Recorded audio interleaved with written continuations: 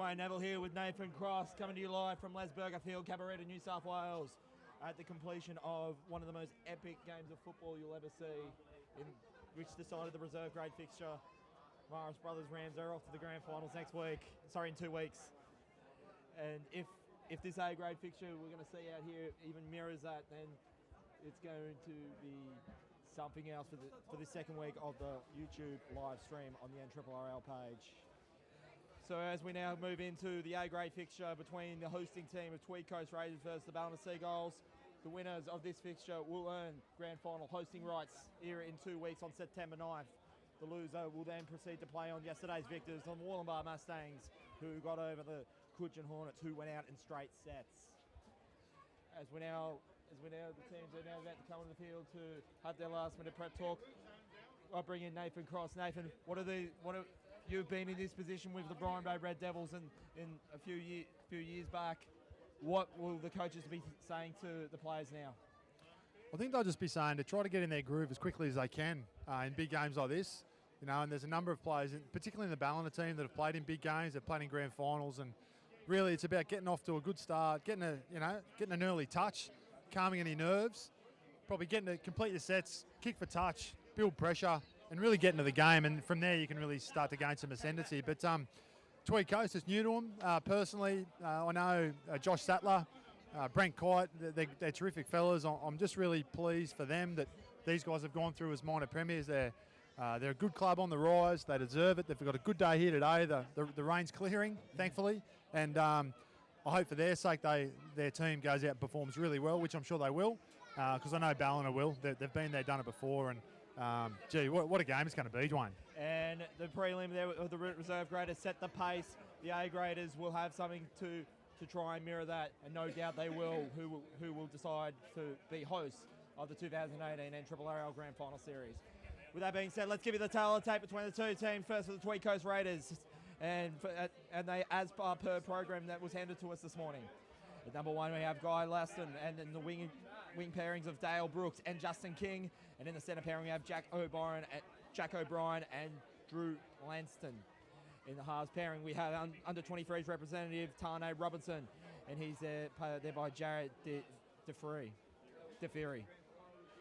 In the front row, we have Luke Campbell, Dan Willoughby, and Daniel Ross. Kalani Hensby is also an under-23s representative. He's paired with Corey Blair. And in the lock, we have Jamie Donaldson.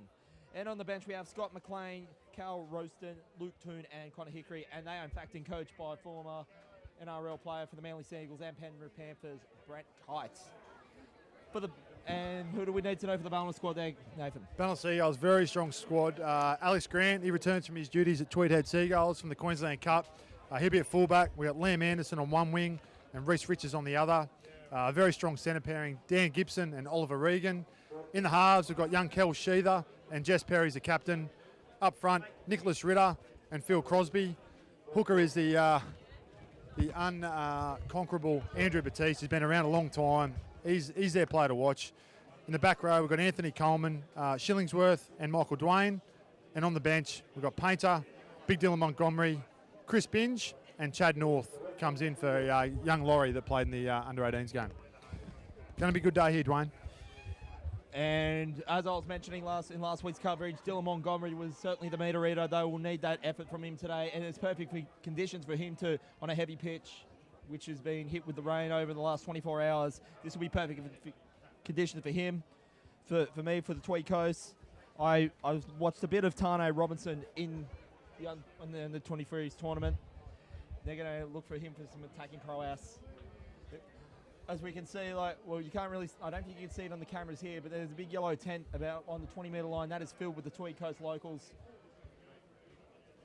They've started rolling in, haven't they, the Tweed Coast locals? We, during the Ladies League tag and then the 18s, we were sort of wondering when they would roll in, but certainly in that second part of the reserve grade, a lot of the Tweed Coast fans have started piling in, and they're going to be great support here today. And I can guarantee you all the cafes and pubs and all the pre-drinking and pre-coffees and breakfasts around here and the Kingscliff area, as well as far back as Pottsville, they would have been getting in the mood knowing that their local team could potentially host the biggest day of the football calendar in 2 weeks. As for the Tweed Coast Raiders, when they did get there, they did indeed are the minor premiers with a 16 wins, 1 draw, 1 loss record with 346 points differential, with 33 points, sealing the minor premiership in the second last week of the regular season. Tane Robinson is in fact the leading try scorer for the A-grade team, as we're seeing some movement there with Tweed Coast about to come out. He has 14 tries at his disposal, 9 overall. As you can see, the Tweed Coast faithful leading their team onto the paddock. Last start winners over Coogin 2 weeks ago in the regular season with a 22-4 victory. In the last 10 weeks, 8 of their games have been in the Tweed area.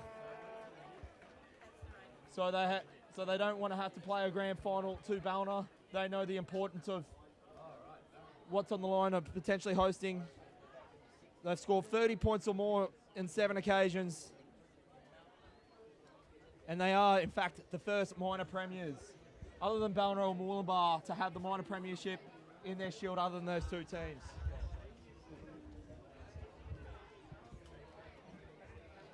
And as for Ballina, as I mentioned, second with as you can hear, the Ballina have made on the field. They're a long way from Yobbo's Hill, Nathan. They are a long way. They've, but that won't faze these guys. You know, a lot of these guys, like I said earlier, played a lot of big game matches. So once this whistle starts and they get underway, it's anyone's ball game.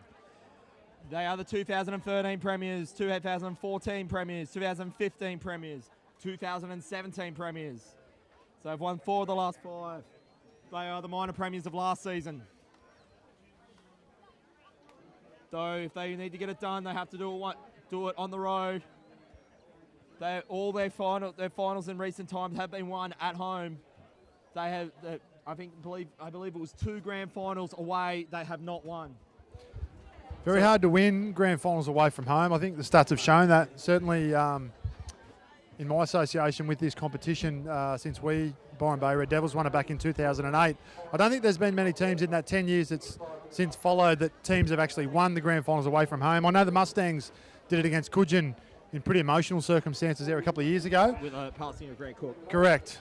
But outside of that, you don't see it. So I think whoever wins here today really puts himself in the box seat for two weeks' time. And as we can see there, Maestro, Josh Gollan, does draw the assignment out the front. Josh Gollan. Yeah, he was telling me at the start of the game whether he was going to wear his flippers out there when he saw the big puddles of water out the patch there. But thankfully, he's got the football boots on and he's ready to go. He's got them on. He's a good referee, Josh Gollan. I think no disrespect to anyone else, but I think he's the best referee in the competition here, and he rightly got the spot here today. As you can see there, Ballina will tape the kickoff left to right. Strap yourselves in, guys. Who is going to host the biggest day of the NRRRL calendar for 2018? We'll find out in 80 minutes as Ballina gets us underway. Coogin will have first touch of the ball going from right to left. And with that first hit, they already have some ascendancy there, Crossy. There's Campbell. Good carry first up. I just want to get out of trouble here, and those like Lanston having a carry on play too. Geez, they're already out to the 30. That's a good start. Nice run there by Guy Lanston. Ballina, they started off in second or third gear within the first 5 minutes last week. And then they didn't really go into fourth or fifth gear until like the last 10 minutes. And I think they basically let Coogin beat themselves. Just basically frustrating. That's what Ballina tend to do. They play some frustrating play. Andrew Batiste with his kicking tends to frustrate a lot of the players, like with his kicking skills, I've noticed. Well, we saw it didn't we, in that match that Ballina played last week, you know, but just the class of Batiste had to dummy up. Some little deft kicks in behind for 1 try and a couple of repeat sets. So certainly Tweed Coast will have to watch that today. Last time these 2 teams played was in fact here at Les Burger Field in Cabarita. Ballina getting the scores 12 points to 10. I think that was about halfway during the season. So I think that's the third phase of play. And I think that's Dylan Montgomery from, I can't make out the number. It looks like the frame of Dylan Montgomery. Yeah, that was Montgomery actually. He got handled a little bit by the Tweed Coast defence, which anyone who plays against Montgomery knows that's no easy feat. But here he comes again. He was always looking for work in last week's game, and I dare say he'll be looking for the same this week. They're inside the 40. Batiste with the kick gets it downfield, well inside the 40. And that's well met there by Dale Brooks. And, he's met there. I think that's Michael Dwayne and Justin Shillingworth. I was singing Michael Dwayne's praises last week, and I'll have to do it again. He His campaign will not end here. He's got himself a country jersey from down to 23s. He's on the tour to Papua New Guinea in October. He played on the wing, didn't he? In that he did. Northern Rivers team, he's so versatile. I said he was like Matt Gillette. He playing in the lock today, playing on the wing. He was the top try scorer in the whole tournament, and he had a big hand, scoring 3 tries, winning the Northern Rivers the title in the under 23s. And there's a little error there. First error going to the Tweed Coast Raiders.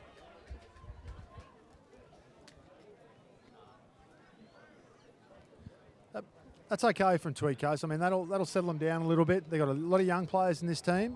They've got some experienced guys too. You know, blokes like Corey Blair that played a lot of years for Queensland Cup level. He'll certainly be a great influence on the younger guys. So I think little error there, but that's okay. They can just get set now in defence. Of course, the other 2 players that represented the under 23s, there's a couple of them out there today. I mentioned Tane Robinson and Kalani Hensby for the Tweed Coast, but of course we've also got Anthony Coleman and Reece Richards that were involved in that championship winning team. So I believe that's 5 players across the 2 teams. Bowen will have the first real attacking play 40 metres out. This is Montgomery, and he's well tackled there by Scott McLean. And look at Willoughby just underneath there, just cutting from the inside. He'll be a pest all day for Montgomery, I feel. And that's a well dispersed and the tackle there by Luke Campbell.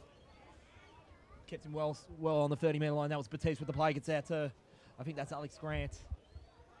And I could see Ballin's not really looking for they just want to get the yardage. They're not desperate to really try and get some attacking play. But there's the first point.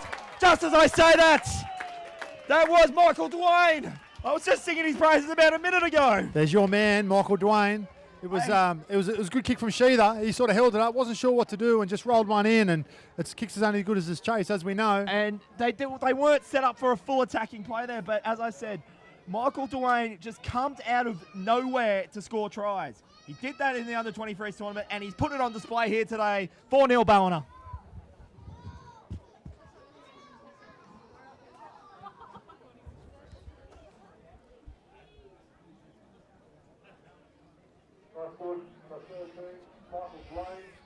Michael Dwayne, hey, there he is, your man. You spoke to me all series through that representative series about what a good player he was and playing in different positions, out of position. Well, we sort of do share the same name. Well, it's his last name, and it's spelt with a W instead of a U. But you'll just take whatever you can get there, and he's sort of associated, as you would. He's a good player. As you said, he's on that country tour at the end of the year to PNG. I wonder, like, just as Andrew Batiste takes the kick, I wonder if he ever has the issue when it comes to his last name when he's taking an order at Starbucks or something, like, do they spell it wrong like they do with me? As Andrew Batiste takes the kick to make it 6-0 for Ballina. The 2 first names? Yeah. Well, not the fact that it's 2 first names, but his last name, if he puts in an order. I think you can just go, you'll get away with Michael. It'd be interesting to see how Tweed Coast respond here. Obviously, made that error, and which then led to a try. So, obviously, a few nerves early from Tweed Coast, but they'll be okay. But they really need a good set in defence here now. Ballina, as they asserted last week, getting the first point, 6-0. That's a great kick. It made Ballina work for it. Then they'll get an opportunity to strike back early. What an amazing kick. Well, that looked in slow-mo from where we're sitting. We're obviously over the other side of the field there, and that was Anthony Coleman, quite an experienced and talented player for the Ballina Seagulls. But from over here, that just looked all too simple, didn't it? It certainly did, and Anthony Coleman, who he, of course, was the captain of that under-23s team, though it's given Tweed Coast a perfect opportunity to strike right back. As I said, they've got the support today. I think that was Tane Robinson looking for an attacking play. They're mixing it up early on the first phase. They're not playing it straight up the middle so far. They're going for that left side. Ballina there to greet it. That was well tackled there by Alex Grant. And they're playing a little cheeky. They're back over. Tweed goes there. It's a back straight away. 6 points to 4. Well, there you go. Any sort of nerves that they had or confidence around their less than desirable start, that's just been alleviated straight away by young Willoughby. He's one of the best. Willoughby scored it. The tent was right in front of us where we could see, but that was Dan Willoughby. That was him, mate. He's one of the best players in the competition. This kid, he's had a great year. I know a lot of the players love playing with him. He's such a competitor, you know. He plays 80 minutes, makes 50 tackles a game, and just there, and he knows when to go and when to run, and he's got them back on level terms, hopefully with a kick to come. And Dan Willoughby, he behind Tane Robinson, who is a try-scoring machine. He is actually the second top try. Well, he's tied with Kalani Hensby with 9 tries in his 16 games, 36 points for the season. That. If you look at these two teams, Dwayne, I mean, it just goes to show how important your hookers are. You know, for mine, Andrew Batiste has been arguably the best player in the competition for the last decade. Yeah. And young Willoughby's a kid on the way up, and he's shown you how instrumental he's been to their season. And I was just studying up on Andrew Batiste's stats as Tane Robinson takes the kick, and it makes it a level playing field. The lead for Ballina short-lived. They went up early, but Tweed Coast, as the championship minor premiers, responded back quickly with what they needed to do. 6-all. As I was saying, Crossy, with Andrew Batiste, he's actually scored the most points this season than he has any other season, so that's absolutely freakish. Yeah, wow. Considering he's not getting any younger, actually, I had a chat to him probably halfway through the year, and he said the body's not pulling up like it used to, so he hinted it could be his last year. I hope for the league's sake it's not, because he's such a good player. Well, of course, he's the son of Brian Batiste, the ex-Bulldogs player. As we're now back here live, 30 metres out. This is going to be run, I think, by Brooks.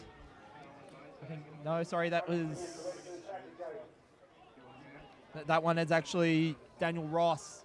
And we saw Dan Gibson there running from outside in, looking to make a big play, but he unfortunately was called offside. Dan Willoughby, he just knows how to move the player from left to right, as well as also in yesterday's game, also another soon-to-be country representative, Joe Besgrove. Well, he's been outstanding, Besgrove. Again, it shows that the cream rises to the top. You know, I mean, he's a big reason why they're sitting in a prelim final for next week. Exactly. And, oh dear! They've really put the pressure on Ballina today. Off another error, off another kick.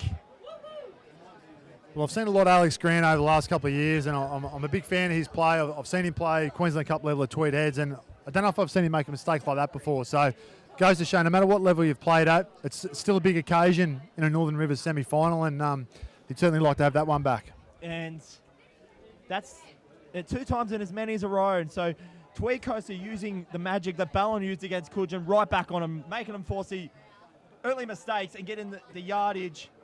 And Ballina, who enjoyed an early lead, could soon be potentially a try down. And is what a hit there in defence. I think that I couldn't quite make out the play there, Crossy, but that was a solid hit. Yeah, DeTheory got a shocking pass, and he did well to take it, actually. That was Dan Gibson with that big hit. So this is, I think, Scott McLean, and Ballina giving away a penalty. Interested to see if they decide to take the 2. I'd keep playing here. I like the momentum they got at the moment. I reckon Cody will want them to keep playing, and that's what they're doing. Luke Campbell goes straight up the middle. Ballina not careful. They'll be soon a try down, as they were just a try up only a couple of minutes ago. Tweed Coast have really gone into another ascendancy. They can smell blood. They're playing the right side play. I think that's the number 10, Daniel Ross. Ballina, though, it's tight in defence. And they force a mistake. They need to, but I think that's going to be a double knock on. Yeah, they set up a little trick shot there, a little dummy half play, but the markers read it well, and they're pretty positive off their line there, Ballina, and be able to shut it down. So look for Tweed Coast to put that play on a bit later in the game. And I hope you're all enjoying this grand final qualifying coverage. If you just joined us, Maris Brothers, the Radiorettes got up in the ladies' tag. Coogin got up in the 18s over Ballina, so they'll be represented on grand final day. And of course, you just saw the blockbuster between Maris Brothers and Coogin. Maris Brothers stealing that one of the Dev 18-16 over the Hornets. Though Coogin, they'll have another chance to have 2 representatives in the finals after their A-graders bowed out for the season 2018 yesterday. And Ballina, they didn't need to do that one. They've given Tweed Coast off the hook. This is Jack O'Brien. And there's Michael Dwayne, and I think there's Dylan Montgomery involved as well. Pushed them back about 10, 15 metres off the play. And I think Josh Golan there is going to tell him to just replay it. It gives Ballina a chance to set back up. Bit of an uncharacteristic error there from, is it Ritter? I think the front row. He's had a good year, I think, coming down from Redcliffe this year. So I know he's been strong for them. So he's in that tackle there now, looking to make amends. 30 metres out. And met in there by a swarm of Ballina defenders. This is going to be, I think that's passed off by the free. Oh, nicely brought down. Tweed Coast, they smell another try. They're set for a left side play. Way it goes out to Daniel Ross. And there's Dylan Montgomery, always looking for work. If you just joined us at 6-all, Tweed Coast do have the ascendancy. This is the free. Beats of it. Got run side on. Fifth and last. 20 metres out. This is Robinson. And, oh, well collected there, boy. Alex Grant. Makes amends for that error back there before Crossy. Well, that's what he can do in his positional plays. Certainly second to none at this level. And he just showed there why he's played a lot of games in the Queensland Cup. What Ballina need to do, they need to start from scratch. They need to at least go to a set of 6, get Batiste to get to a kick, and at least get the pressure off. And then you'd think from there, their plan will come into fruition to get some more points. Because even when Michael Dwayne scored underneath there, they weren't set up for a try. They just wanted to go play by play by play. But then, of course, as I mentioned, Michael Dwayne just comes out of it and nowhere to score tries. He did. And even now, a little bit of hands on hips and hands on heads at the moment from Ballina. So certainly pretty physical in this first opening exchange. So they completed the first mission of just getting to their set. Batiste with the kick. Tweed will have it now on their 10-metre line. It's going to be Dale Brooks. Just gets it near the centre of field, 25 metres out from their line. They play the left side option on the short side. It's met there by Justin Shillingsworth. I think Reece Richards was there to assist. This is Jack O'Brien. Oh, that looked a little high there from Don Montgomery. And there's a protest in the crowd there by the Tweed Coast faithful, though Josh Golden's going to give him the benefit of the doubt. They get it up just shy of the halfway line. And it's going to be kicked there by DeFree. I think that's going to be a good duel there today. I mean, DeFeery's yep. got a great kicking game, has had for a very long time, and Alex Grant's got great positional play. So that was a really good kick from DeFeery, but yeah, Grant got there on the full. So this is Reece Richards. Gets it out to the 25-metre line. And all that Tweed did look at, they came off their line a little early there for me, but nevertheless, Josh Collins allowed to play freely, and he does let him play freely. Oh, nice hit! And that was Kalani Hensby just gets bowled over. But with that said, it amounts to nothing. Tweed Coast will get it back off an error. Well, I think it was Shillingsworth, was it, with a good strong carry and had got his bumpers up. And Kalani Hensby, he's a big fella. He does not go over easy. I think it showed why Tweed Coast are so good this year. As soon as Hensby was bumped off, all his teammates come in and finish the tackle off. And there's a real good culture here at this club from all reports. And I know they've come together really strongly over the last sort of 4 to 6 weeks. And that there shows it. Defence is about attitude, and they've certainly got that here this afternoon. He cop harder hits than a Parkway Drive mosh pit, Kalani Hensby. I know you've copped a few of those hard hits at those concerts. As we go now. It's Corey Blair. Nice run, 25 metres out. And Tweed Coast smell the line. They've got valuable metres off only just the second phase. And oh dear. They know it too. That's a chance going begging to get a lead here. Being pretty seesawing, this has gone to the nerve error. It's more so nerves, I think, that we're seeing all these errors come through, Crossy. Obviously, in a combination of the conditions as well, of course. But yeah, it'd be nice to see sort of get into a bit of end-to-end footy at the moment and just get a bit of a war of attrition going, because both these teams very, very big forward packs, quite physical. But at the moment, it's quite disjointed, isn't it? And I just got the feel whoever can, as we saw in the previous game, it was not just that, just in the final series, whoever has more free-flowing play will get the job done. I mean, Ballina will score tries from where they are now, as we saw last week against Coogin. So they won't be panicking. Tweed Coast, so I just feel I've got the upper hand thus far after a slow start. Anyway, we've seen in the previous games, you know how quick they can all change. This is Reece Richards. He's dispersed there by Dale Brooks. Well, you couldn't get enough money on Coogin in reserve grade at one point, could you? You know, exactly. they had all the momentum, and then it just changed. So they only had. Not only were they playing for grand final berth, they're only trying to end the winning streak of 36 games. He's Batiste out of dummy half. That's what he does best. The fullback and winger here for this Tweed Coast. So I think I'll keep an eye on him today. Though he didn't exactly rush to the ball, though. Was it Lanston? Yeah, Lanston. Guy Lanston. Though Batiste, though, he took that one outside the 40. That's a nice run there by Justin King. Got some valuable metres, Justin King. And it takes 3 players to bring him down. And though they were going to drag him out, they fought twice of it. They don't want to give away any penalties. Oh, that's big Dylan Montgomery over the top. Montgomery. Oh, clean hit by Dylan Montgomery. And that's an even cleaner hit there. I think that was Corey Blair. Fifth and last, 45 metres out for the Tweed Coast. Going through a set of hands. They have to change position. Kick across field. And potentially on the fillet it is. Costly error there for Tweed Coast. Well, I'm not sure what to make of this game so far, Dwayne. It's certainly not going to how I thought it would go early. Again, a few uncharacteristic mistakes. A little bit of wet weather certainly playing its part as well. But and both of these teams know it. And especially in Tweed Coast case, they know they will be back here in 2 weeks with the faithful of Pottsville, Cabarita, where we are today.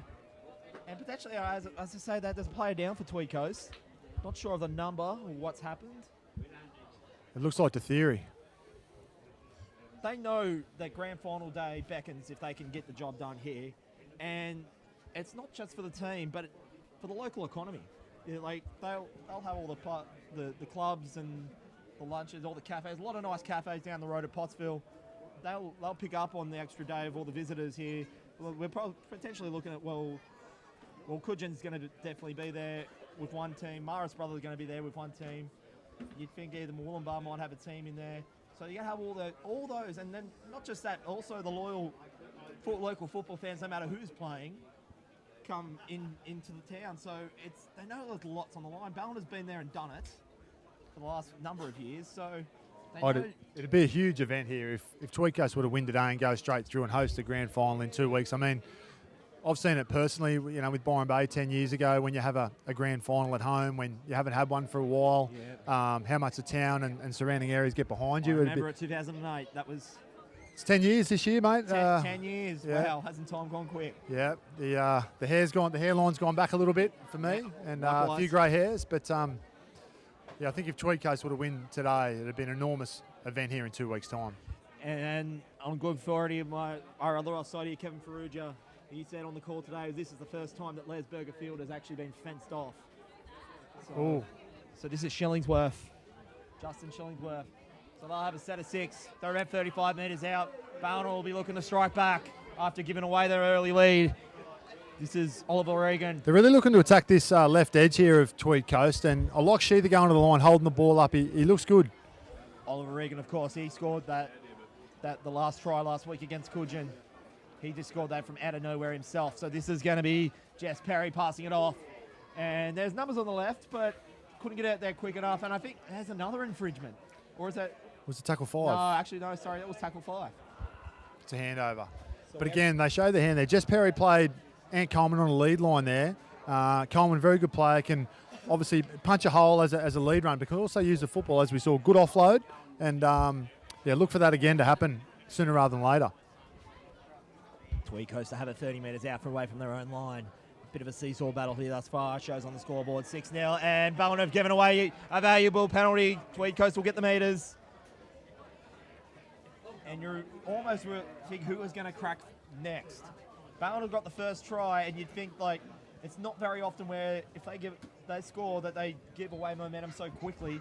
But as you can see here, it's anyone's guess who will go momentum back. And as we're pushing into the second portion of the first half, that could have a big say on who's going to host in 2 weeks. Yeah, it's hard to get a feel at the moment, isn't it? But good run there by Corey Blair. Can set up the team set of 6. So they'll have this 30 metres out away from the Ballina line, Tweed Coast. Ballina are not letting up. Tweed Coast is the same as Ballina. They need to get to a set of 6. That's their first thing to do. If points don't beckon, that's Watane Robinson. They're set for right side play, but I think Tweed Coast are unawares themselves. Luke Campbell takes it up 15 metres out from the Ballina line with a couple of phases left in this set. Away it goes. This is, I think, Daniel Ross, fifth and last. They're set deep for either side, Tweed Coast. And this is Robinson with a little chip. It's going to be red there. I assume that's Alex Grant. He's just got it back into the field of play there, Crossy. That's what he does. You know, he's always on the spot. But, gee, Robinson looks a threat when he runs and just rolls that little left foot grubber in, doesn't he? I think he's had a lot of joy off that this year. And Grant's going to have to be on his game today, which he's been ready to the task already. Set up a lot of tries in the under-23s competition. He had a very big hand, especially when they played the Mid-North Coast in Sawtell, was it a few months ago. Yep. Had a big hand in that win, as well as the whole team did. So this is Montgomery, and look at that. Montgomery, it's like, you will not fight, you will win most times one-on-one against anyone, but not with the football in this case. He's given up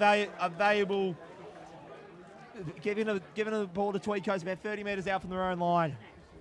Yeah, they just can't get going, can they? Ballina or aren't getting Tweed to their Coast, kick. For that matter as well.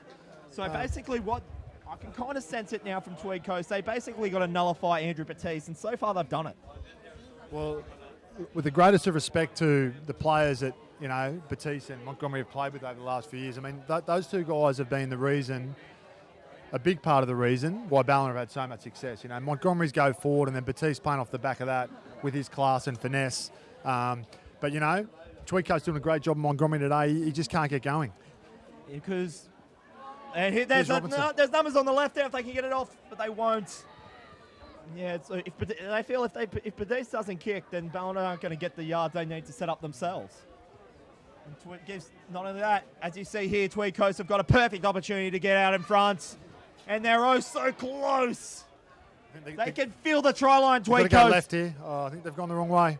And I don't think they're set up for a right side play there, though the numbers were there.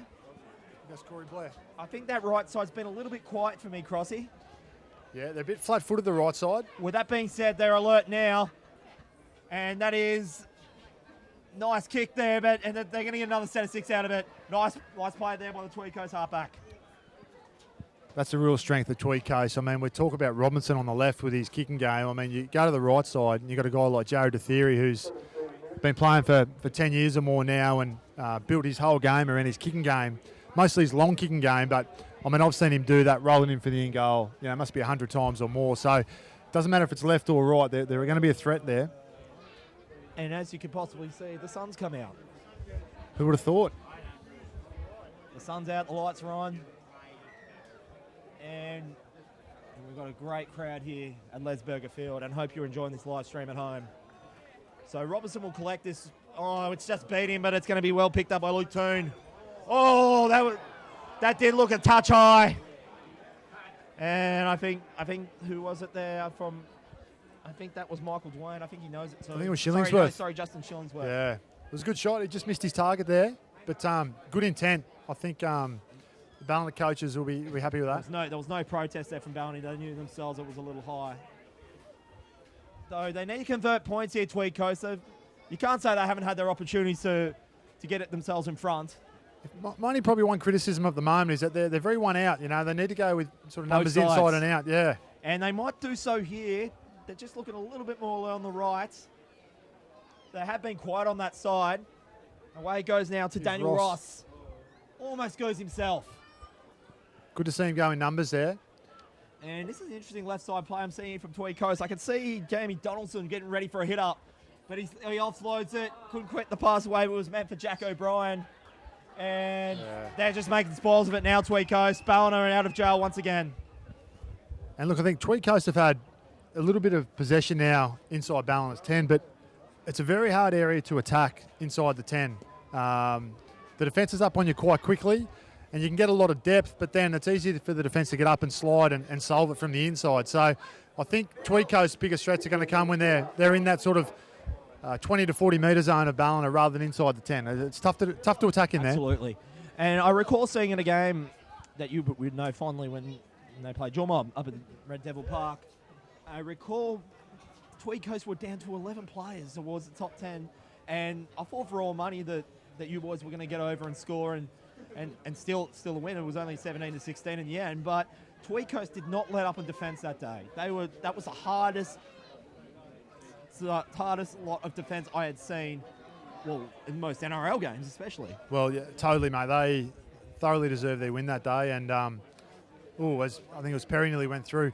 That day I knew that they were a title contender, and we played pretty dumb that day, but to their credit, they defended amazingly, and well received there by Dale Brooks. That's Brooks.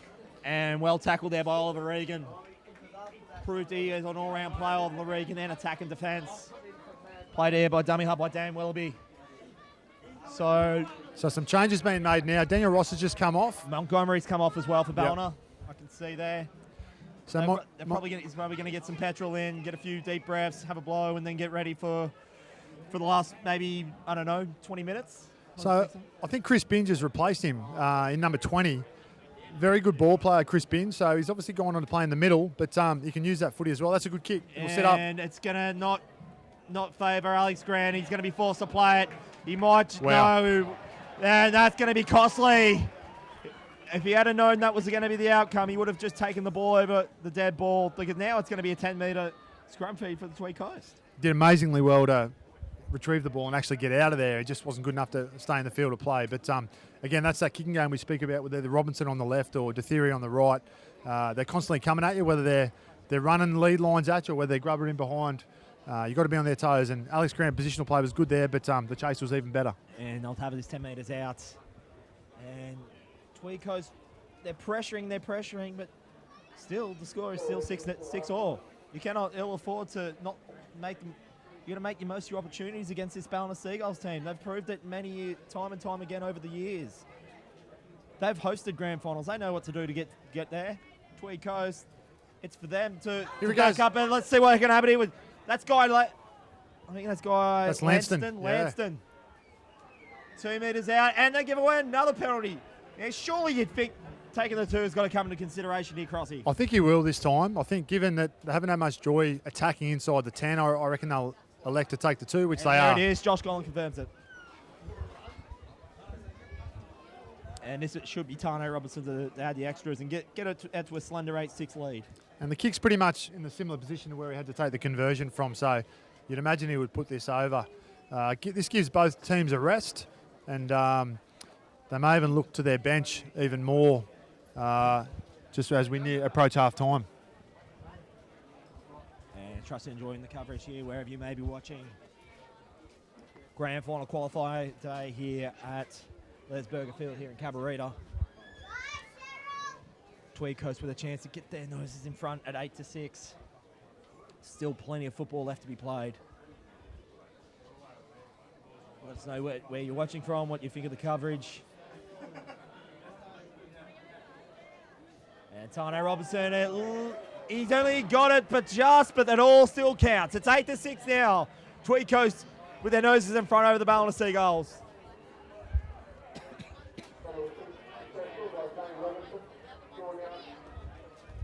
And we're about 10 minutes to go left in the first half.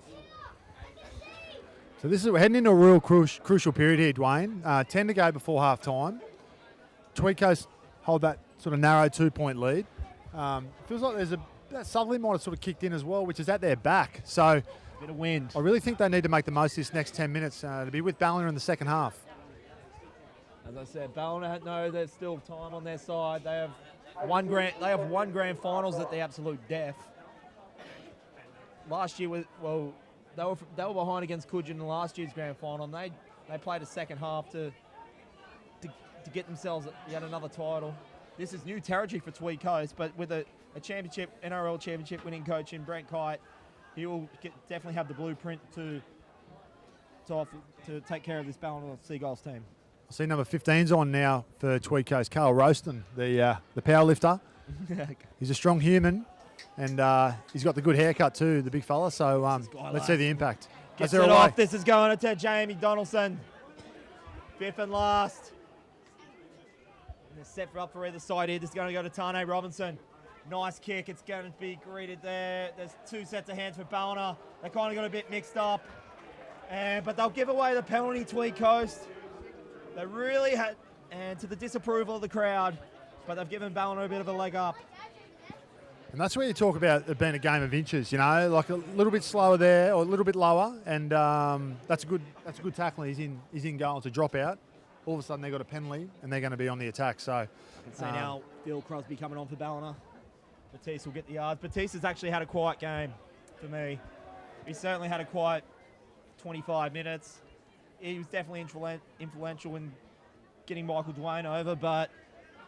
Well, it just goes to show the quality of the Tweed Coast defence, doesn't it? Their line speed and their physicality. He's had nowhere to go. They were really taking him out of the game. And if I was Mick Foster, I'd probably maybe entertain the idea maybe putting Batiste in the halves.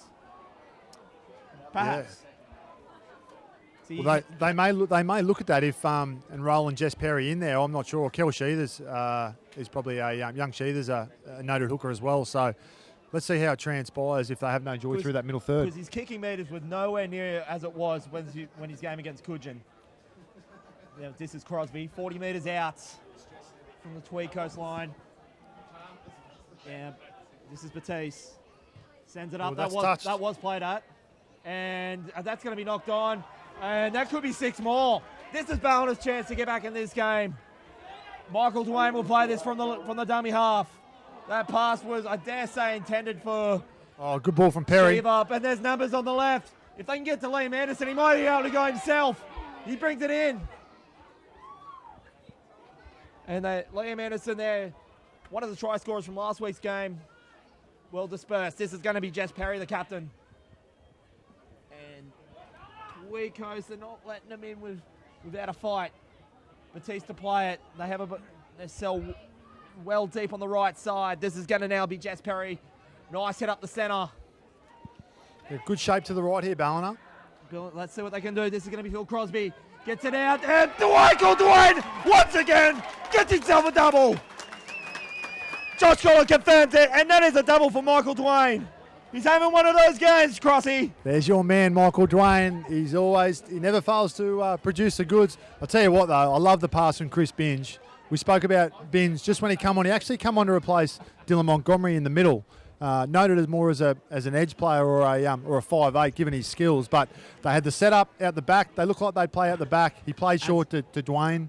And I'm seeing if Michael Dwayne has done a little toe dance yet. He normally did a little dance towards himself a trial, as I've noticed in the other 23s. A little bit of something. I don't think I think there's a bit more on the line today. I think he's a bit headstrong today.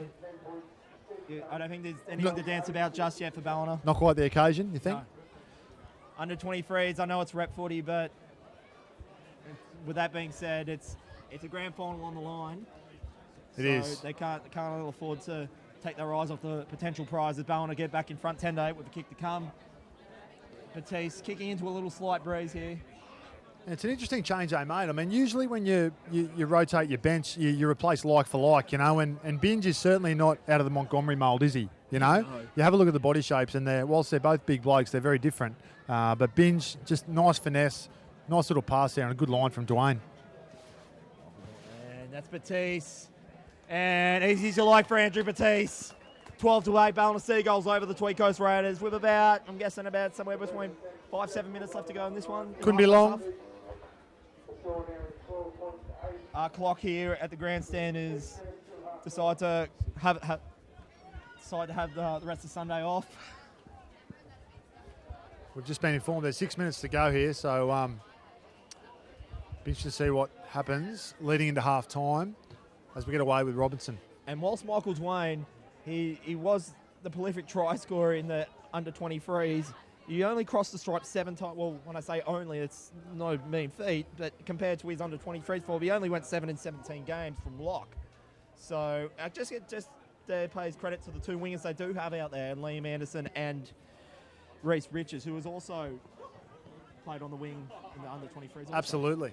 Yep, some good depth in key positions there for the Northern Rivers team, and good to see him take the championship out this year. Ballina's starting to have a little bit of joy through the middle third there. Got bloke down for Tweed Coast at the moment. I can't quite see who that is.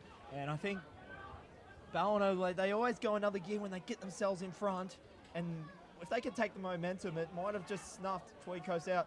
It forced Tweed Coast to have to take the penalty kick off how many sets of play. It's like, I think it was at least good 10 sets. There was a rush up there. Oh. I think that was couldn't make out the number there, but if you had got a hand on it, it was about to score. I'll get the number for you. I think that was young Sheether. Kel Sheether.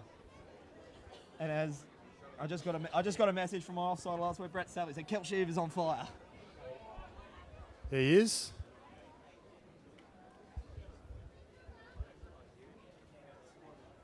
Hope you're enjoying the coverage there, Brett Saville. That's Corey Blair coming off for Tweed Coast there. He's been strong in this early stint, some really good strong carries and some good intent in D. Did he get a bit of a knock there? A little bit of a knock, yeah. Looks like cut. He might be in for a HIA, I'm not sure. We'll see if he comes back. Yeah, he's got a bit of a gash there. As it Corey Blair. As we get back to play now. Can the Tweed Coast respond back as they did in the first 5 minutes? 4.5 minutes left in this one. Josh Gollan just to tell them to replay it. It's going to go now to Jamie Donaldson. And another infringement. And, oh, what's happened here? What's happened here? I think that was Phil Crosby getting a little bit excited in the tackle. He's getting a bit overexcited in defence. He probably didn't realise he had the ball or not. But I think the Tweed Coast boys know he didn't mean no harm. I think it was just a bit of thinking, okay, you got the ball, I'm coming for you. It was a good shot, wasn't it? One for the highlight reel. As we play now, 45 metres out, Ballina just gradually getting the ascendancy back in this game. They can get another try before half-time. Good shot, Jack O'Brien. Solid They're just defense. getting on the up and up, Ballina. I can just sense it. This is Phil Crosby. Keen and attack and defence we just saw. I can see Chris Binge there to his left. It's going to go to him. Binge gets it off. He gets it to, I think that was Perry. Jess Perry just got crunched in that tackle, Jess Perry. And there's going to be brain explosion there by Jess Perry. So Drew Lanston, put that down to him there, Dwayne. I mean, he's rushed in. It's an all or nothing play. You know, if he comes up with thin air, they create that extra man. They probably go on and score a try. But he come up with a big play and then forced an error. That's a big play right on half time. And I don't know about you, Crossy, but I can feel that the temperature has just gone down about 10 degrees. I think it's gone down to, 16, 17 here. It's absolutely chilly. It has gone down about 8.25 degrees, I think. Everyone here, a few people in front of us, they're all rugged up. And that's the joys of when we come into spring. We had like a mid 25, 26 degree day in Wollongbar, and here we are. It's about 15, 16. How good would a pie be? We tasted the pies. We tasted the pies from here. I know the burgers were good. I know. In this final series, I'm having a bit of a free course meal here. I'm trying a little bit of everything. As I said, chicken burgers here were one of the best. They're on point, weren't they? On point. As we get back to the action now, this could be one of maybe. They should come short side here. This is if Tweed Coast are going to get in front, they've got to get it maybe something off this play. There's not much time left in the first half. 30 metres out from the line. They're well set on the left side. This is going to be now Jamie Donaldson gets it away. And I think if he can get away, Kalani Hensby. Well run there by Kalani Hensby. They're setting up for right side. I see Tane Robinson's got the blueprint set for the right side, but they're going left. And it's well read there by Reece Richards. He read that well, Reece Richards. Extremely well. Good anticipation. I think they were set for that right side. I saw Tane Robinson desperately trying to orchestrate a right side play. But not to be. Ballina playing this one from deep. I don't think they're going to try anything too freakish. They'll just run down the clock and take a 4-point lead in the sheds. Well, see, they come off the back of a couple of good carries. One from Carl Roaston, quick play the ball, and then they go at the line at him with numbers. And I noticed that Binge and also Shillingsworth were slow to get back as Ballina get a penalty. And Ballina, they'll want to make the most of this. They've been gifted a penalty. And they really want to put Tweed Coast on the rack after Tweed Coast for the majority of this first half. Is that not out? And that hasn't gone out. That has not gone out. So here we go. We've seen everything in this first half. They've let Tweed Coast back in potentially go to, as we can see, that's Andrew Batiste. Well, he's trying to make amends there, Batiste, and geez, you go a lot of games and see Batiste not fine touch. Here's Cale again. And this is Jamie Donaldson, I think, with the ball here. Tweed, Ballina, they saw that a chance to really take this one into some ascendancy. And if I dare say, if Tweed Coast can play that right side a bit more often, points will come from it. Nevertheless, it's 12-8 now. Ballina up. Can they hold on until halftime? There's the early kick there, I think, by Tane Robinson. And Ballina will just get rid of it, and they're going to send that one all the way down to out all the way near to Kingscliff. And that's Robinson again with that short kicking game. I mean, a bit of a heads-up play. It wasn't tackle 5, and he's just got it on a string. You know, he gets a repeat set here for his team, and they really need to come away with something here just on half-time. And I think Ballina won't be too keen to take the drop out, and they're not even going to see it. The hooter here goes. Advantage of Ballina, Seagulls into the first half. Who impressed you for the first half there, Crossy? Well, the man I just spoke about, Robinson, with his short kicking game, you know, I thought was outstanding. I thought Carl Roaston, when he come on, made a big difference to Tweed Coast through the middle there. Obviously, you know, for Ballina, we touched on Binge, the difference he made there. You know, obviously with his finesse and his heads-up play there for Dwayne's suit. Well, first, I'm going to say, who do you think I'm going to say? Well, the 2 try scorer, Michael Dwayne, just coming out. He came out of nowhere. See, the thing about this squad for Ballina is, or you see in most football teams, you know when you see a deep side play, we saw it in the reserve grade fixture, like when someone's deep side, you can smell a try coming. For more money, even though Ballina, we're in that top, in their 15-metre yardage there, I just think they were playing to just get yardage, see it out, and then who do you see? Michael Dwayne just fly out of nowhere. He did Superman diving, and to the displeasure of the crowd there. Yeah, the Ballina boys had their head strong. They will go in with the advantage. What do Tweed Coast need to do to get themselves back into this one, though? Look, I think they need to play a little bit smarter. I like what Robinson's doing there on that left edge. Also, I think they probably need to keep going there a little bit more. You know, at times there they've got Sheether and young Richards defending together and Regan defending on the wing. You've got 2 small bodies there defending at sort of at centre and your 3-man at half. So I think they need to go at them there with some big bodies with their back rowers. And if they don't find their way through there, at least generate some quick play the balls and some speed off the back of that. So after a seesaw 40 minutes here in the grand final qualifier, will Ballina take their ascendancy and go up another gear and take this 4-point lead and go running all the way and book Kingsford's 5th Park for 2 weeks, or will Tweed Coast, with all their chances, find the blueprint to get the points to book a date here in 2 weeks? In 40 minutes, we will know the answer. It's halftime here at Lesberger Field, Tabarita. It is the Tweed Coast Raiders 8, Ballina Seagulls 12. We're going to take a break here, and we'll be back with you for the next second half of action.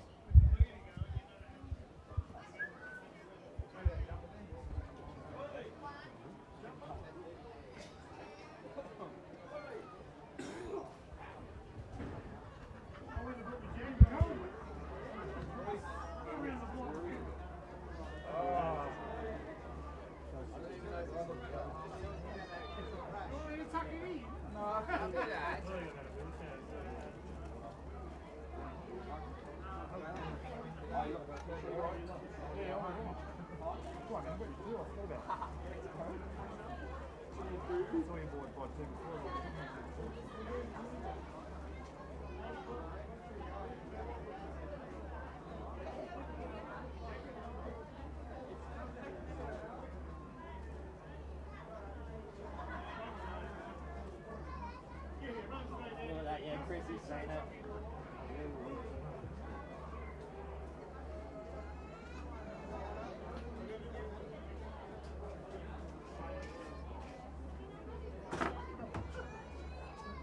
Should send Chrissy the link tonight.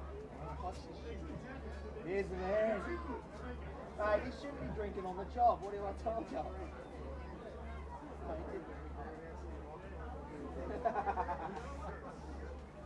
Yeah, we need to have a drink after round one. We need, after doing all this, we need to have a drink. Oh, still anyone's going.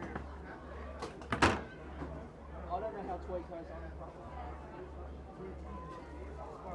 Oh, you always block, but I actually said to her, I said, mate, don't have that many shots on the line.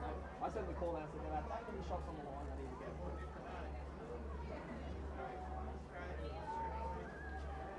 You know what, bro, I'm going to say this. This is the other reason. I don't want to join us. Yeah, you're down here. Yeah, I need you. But, what they want to score.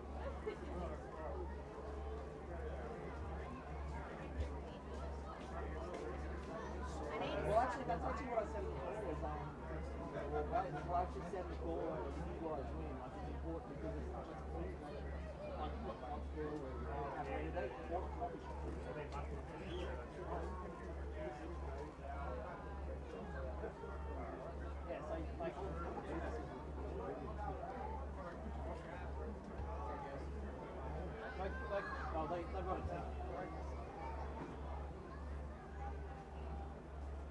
I still can't believe he's so impressed. Like yesterday, he was like, he had drug dealer son his on.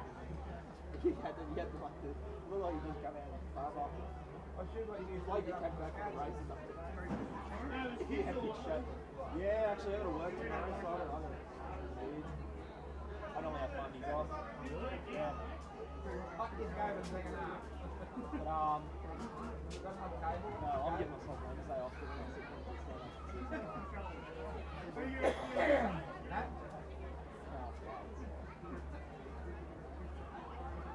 Oh yeah, I saw that. It'd be a bit of OHS.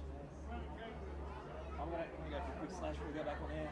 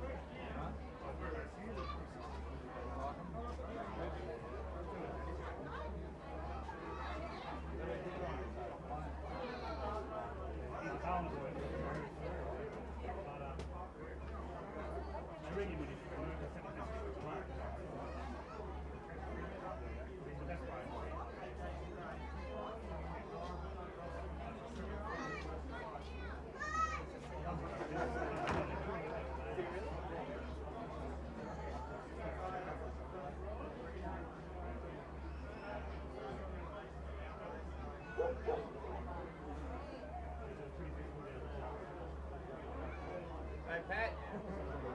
You sit next to your girlfriend, Pat. Hey, Pat. Come on, Pat. You dirty bugger, Pat.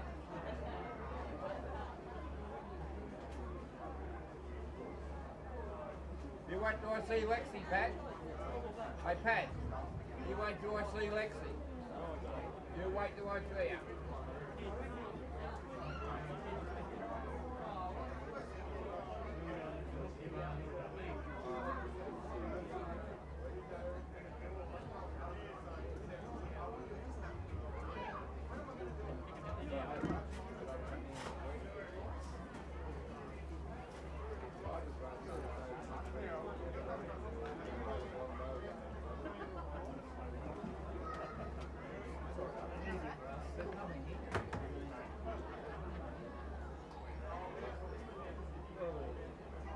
Shoot between poles, I don't know if it's tackle down there because it's way.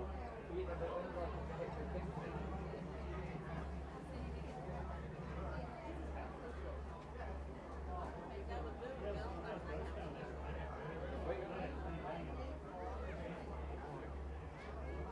I'm the one with a bit of money involved.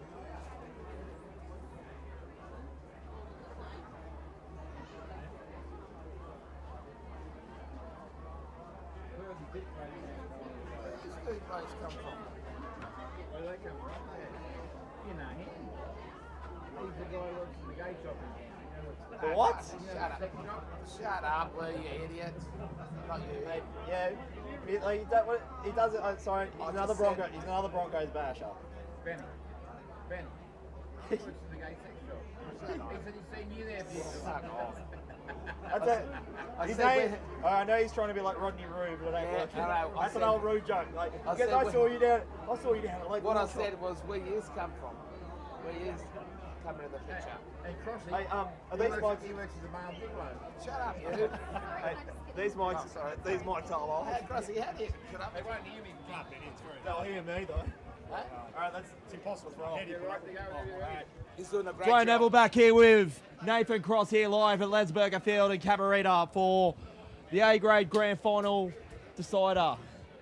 Of course, this will decide who will host the biggest day in the NRRRL on the season calendar for 2018. So far, Ballina's hosting for rights to lose. It's 12 points to 8 in favour as we come into the second half. Dave, as I said, what did Tweed Coast? What do you think they will do from here as they move into the second half?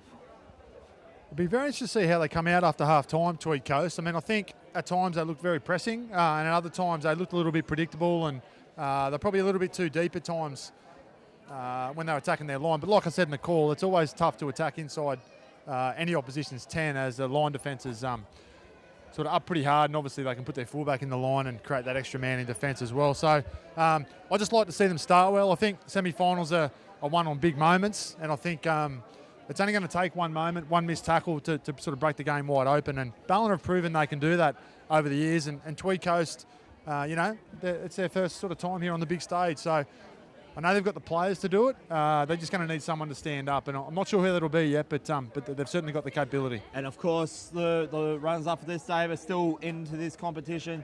They'll have the Moolumbar Mustangs. They'll also have the hosting rights of the Moolumbar Mustangs. But the way the Moolumbar Mustangs have been playing into this, they are really the dark horse. They are. You can't discount Moolumbar at all. You know, if you had have asked me that before the semis started, I thought maybe they might have bowed out. But watching their games, very, very good to watch. They're well coached, and whoever has to play them next week is in for one hell of a game. And Moolumbar Mustangs, they're in this competition. They normally play within. Well, they've won the last matter of minor premierships. They won the 2011 minor premiership, 2012 minor premiership, 2013 minor premiership. Yeah. Ballina won, I believe, in 2014, but then Moolumbar won in 15, and I think it was 16 and 17 went to. No, I think they won 2016 as well. I think, yeah, they did. It's just such a huge advantage, either being minor premiers, but also winning on this day. So the winner of today going through to host that grand final. I know myself when I was a player and then when I coached back in 2008, what a huge advantage it was to go back to your home, have 2 weeks to prepare, build that excitement around the town, and then come out and put your best foot forward. So I hope for Tweed Coast's sake, they have a good second half and give themselves the best chance. As Ballina Seagulls, they know how important their grand final history is. All their grand final wins and since the NRRRL inception have all been at Kingston Smith Park. Their 2 games between the Mullumbimby Giants, I think it was in 2007, when they played away, and the Grafton Ghosts, I think they went down 10-6. They'll be entering new ground if they have to win a grand final here on the road and come back here in 2 weeks. So we'll all find out in 40 minutes as Joshua Golan gets us back on. Tweed Coast running left to right. And that'll be Chris Binge. Oh, good shot. That's Cahill again. He's been a terror ever since he's been on. His energy is enormous. That's him chasing from marker there. As I have it on the first phase of play, 30 metres out, Batista player from his number position. This is Chris Binge. Ex-Brisbane Broncos under 20, where he played as Ballina as a junior, as I can recall.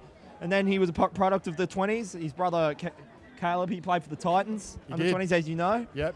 And, so it's always good to see that prodigal sons of the Ballina Seagulls, or any team really, just to come back to where you came from, as you said, mentioned in the reserve grade game. Absolutely. I remember playing against Chris Binge's dad, Chris Senior. I was a kid, 16, 17, playing first grade, and being absolutely petrified of his dad.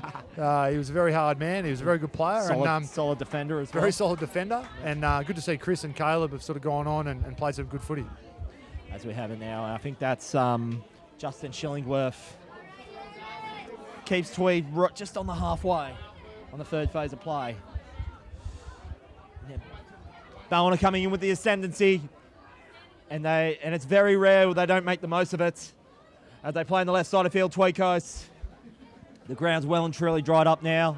I think that's where they're going to have their most joy, if they're playing down that left edge against Ballina's right edge with some smaller bodies in defence there. So this is Tane Robinson. We'll see if they attack that.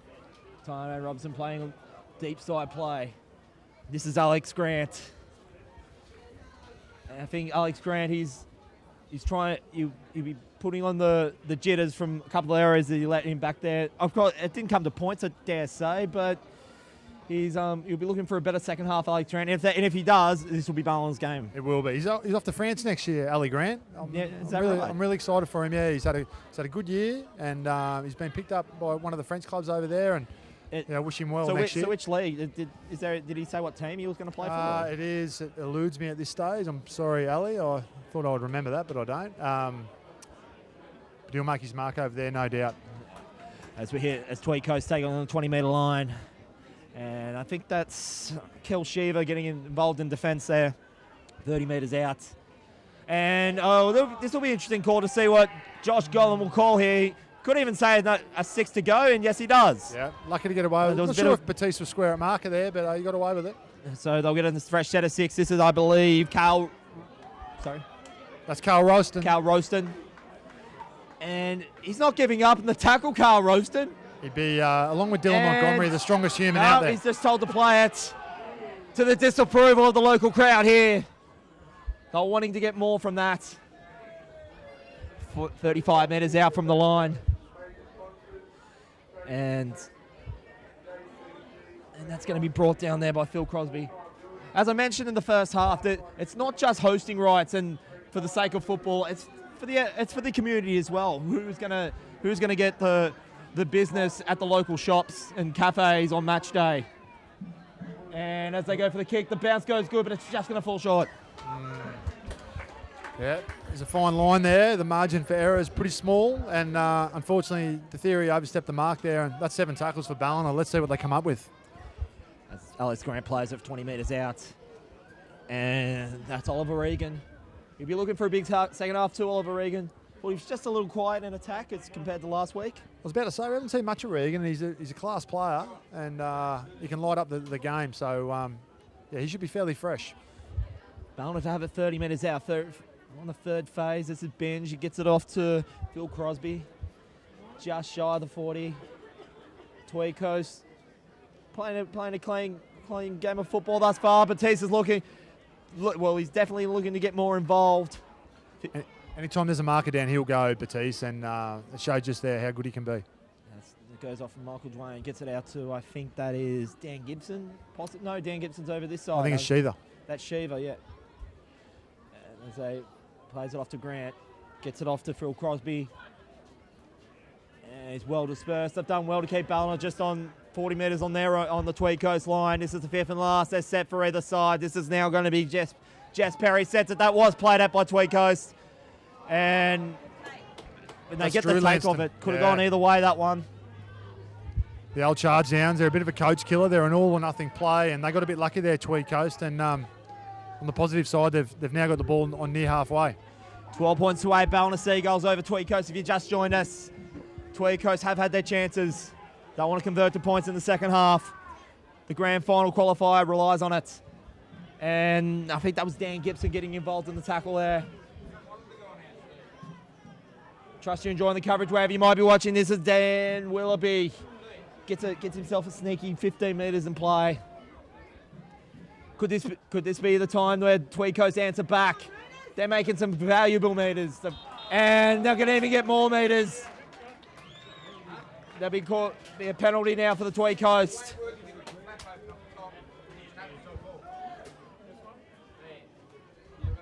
They won't be going the 2 this time, I can assure you of that.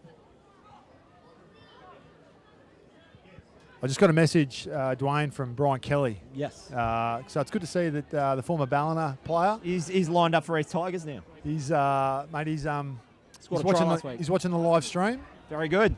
I coach Brian in under-20s. Yep. Likes to remind me all the time that Ballina tend to beat Byron Bay. So, Bunny, thanks for the message. Yep. And there's another penalty. Hope you're enjoying the coverage, Brian, and hope you do the business in the Entrust Super Cup, which just finished on the regular season yesterday, I believe. Yeah, that'd be Brett you're thinking of. I'm talking about what's Brian. Happened here? I think Josh Gollan's going to tell him just to calm the nerves. It's 12-8. Yeah, speaking of Brian Kelly, he scored a try last week. I recall watching the East Tigers. They played South Logan. Oh, that's Brett Kelly, his cousin? Oh, Brett Kelly, sorry. Matches that he scores. Yeah. Kalani, sorry, that wasn't Kalani. Jamie Donaldson was there with the dummy run. you'd think it should have gone to his hands because they weren't going to stop him. Enormous tackle from Dan Gibson. That was a try for all money. And then on the next play, the long pass, and then I think it was King. He just couldn't take the ball. Otherwise, he was over.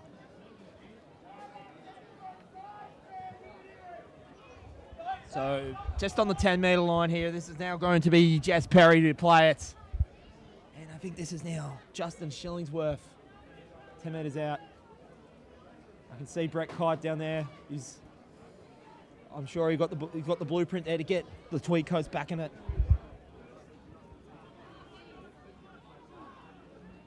"30 metres out. Nice hard run. 25 metres out from the line. Ballina protesting for a penalty.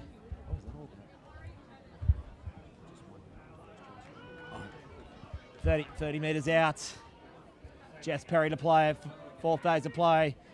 This is going to be Ritter. They're good yards from Ritter. And I can see the likes of Matt Painter, and then of course there's Dylan Montgomery still on the bench. I think that Dylan Montgomery, they're lining him up for a big second half of this half. Oh, that's very a costly error for the Seagulls. Very out of character from Ballina. Poor pass from Batiste, which you don't often see, and then they couldn't get the job done on tackle 5, and they're going to have a turnover well inside their own half here. Tweed Coast on the attack. Tweed Coast, they won't go into this one if they do come down with defeat. They've only lost once this year, but they're looking at the team that did it to them at this very ground. It was 12 points to 10, low-scoring affair, but Tweed Coast, if they do go down, they're not going to say die wondering, so to speak. They have had plenty of chances of putting Ballina. It's just Ballina's defence has just been so on point. Could have come here though. 20 metres out. They're set for a deep side right play. And nice hard run up the centre there, but well met.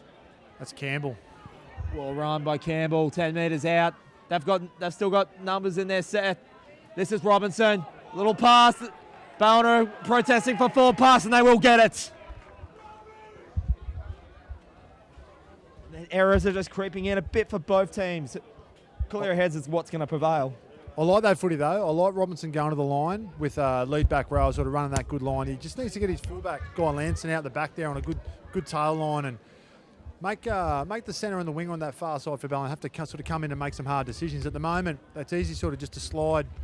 Their big forwards for Ballina are working hard inside the ball, so they're making that job for the edge guys a lot easier. Just like to see Lanston offer a little bit more out the back on that tail line. As we restart play, 10 metres out. And I've noticed how they're moving more inner field. They're probably going to set for a right side play, maybe 4 for 5th phase, Crossy. That was Michael Dwayne playing from dummy. A little bit of a late hit, but I think there was nothing really much into it. That's good footy from Crosby. Michael Dwayne's actually playing from utility now. And there's another penalty for the Seagulls. And it could prove to be costly. I'm starting to see, as I said in the first half there, Crossy, that I think there might be a little bit of a positional change for Batiste. I've seen Michael Dwayne's playing from dummy half. In other words, he's played wing, he's played centre, he's played lock. What can't he do? He's a perfect utility. Yeah. But as I say, that is Batiste. He's your favourite player. He hasn't got a Broncos jersey yet, so he's got to at least get to that point first. But nevertheless, as play goes on, Batiste plays at 30 metres out. Plays off to Jess Perry. And that's 30 metres out from the line. And this would break the hearts of Tweed Coast because this is Ballina's real first attacking play in the first half. But as I say that, they could get 6 more from here. That was played out. That's Michael Dwayne with it now. Well collected by Michael Dwayne. Oh, he needs to cool his head. He was getting a little bit frustrated. And they've been getting away another penalty. Now, normally every day of the week, Batiste will take 2 points from here. They can get it to 6 points, but it's not really going to stretch it past that one play scoring lead. It'll still just stretch it out to 6. But then again, it is Andrew Batiste. Of course, he'll take the 2. Yeah, they're going to take the 2 and put it out to a converted try. I can hear Kev. Actually, normally Kev doesn't like 2-pointers, but I don't think he's going to mind too much down there. Kev, the ground announcer down there for the Tweed Coast Raiders and co-commentator. He'll be happy with Ballina taking the 2. Because I think, look, I think we'd agree. Both teams have still got a lot of footy in them. You know, I Exactly. think they're going to need them more than 6 points. But that does mean that Tweed Coast do have to score that converted try to get back on level pegging. And as I was just going to say before that all transpired, that if Ballina was to score that, this was their first real attack of the second half. If Ballina scored points up there, considering the amount of attacking play that Tweed Coast did have in the second half, I reckon that would have broken the momentum in the hearts of the Tweed Coast, and they think, well, hang on, we've had like 5 or 6 to get here. Ballina get it in 2, then that's mental games playing into it. As Absolutely. Batiste kicks, and as he's surprised, you can see there on the live stream here on the NRRRL page, slots it over easy to like it's now 14 points away. Ballina in front.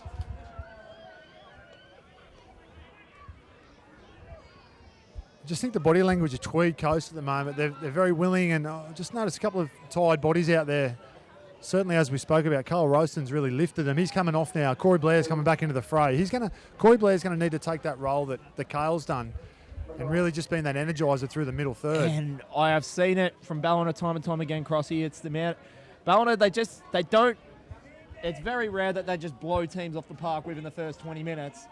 They lean when they're playing these bigger squads. They lean. It's like Moolumba very much, and this is what could potentially be another grand final between Ballina and Moolumba.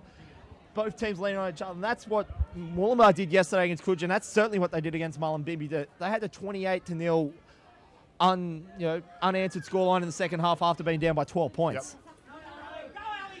As I think that's Batiste. No, sorry, that's Oliver Regan. They just lean, then they click it up a gear, they just lean, and they let the other teams outgas themselves. And I'm starting to get the vibe that is also the case here. Could be wrong, but mate, I agree with you. They are starting to step it up. As Sheeta puts a bomb up. And there are numbers there for Tweed Coast. Well collected there. I think that was Dale Brooks. Can't see the number from here, but yeah, Dale Brooks. And they're playing it now 30 metres out. And the local Raiders fans here have seen something we might not have, because they've absolutely gone up here. Oh, Campbell's hurt. Yeah, they are protesting about something here. Look at that run from Corey Blair. He needs to quick play the ball and get off the back of it. That's the kind of disapproval when you get wearing a Blues jersey at Suncorp Stadium. And I've seen that down at Caxton Street. Very much on point with that, Crossy. Yeah, the Blues finally had something to cheer about this year, mate, which was nice change. We'll just leave it at that, shall we? We can keep talking about it, mate, if you want. We're talking about the other team in blue there. We're talking about the Seagulls as we are now, 35 metres out. I noticed down on the sideline here, Montgomery's got the replacement card in his hand. That'll be the last thing that Tweed Coast want. The bit of fatigue. I kind of sense that coming. They were going to give him a bit of a breather, a bit of a blow, a bit of air in the lungs. And who's come on? It's a double change. Looks like Painter's on as well. Painter is on, and I don't know who has come off in his place. I think Crosby's come off. I think it's Crosby. Crosby's been very keen in attacking, as we certainly saw before. He was very keen in defence. Yeah, he had a good stint, Crosby. I was impressed with him. Okay, so as we get back into the action now, 25 metres out, the Tweed Coast Raiders, it's all for them to do now. By no means out of this, 6 points. But they can ill afford to give away another penalty in Ballina's side of the field, because then that will stretch it to 8, and then it just goes from there. As we know, they love taking the 2 with Andrew Batiste on the side to gift 2 points when he's there. Montgomery's already looking for work. He's not too far away from the ruck, Dylan Montgomery.